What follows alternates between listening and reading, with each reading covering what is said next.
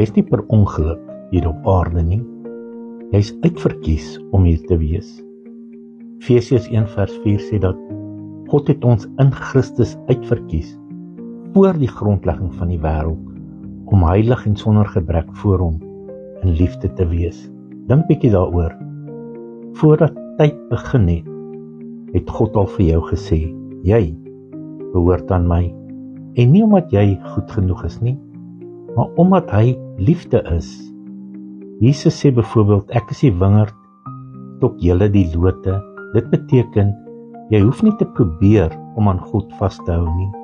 Jy sal reeds verbind met hom. Jy leef daarom nie om aanvaar te word nie. Jy is aanvaar. Daarom leef jy. So, laat toe dat God se lewe deur jou vloei, net so sap deur die takke van die wingerd vloei.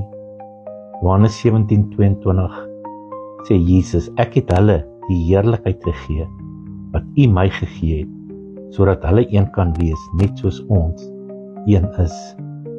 Maak 'n besluit om in Christus te rus.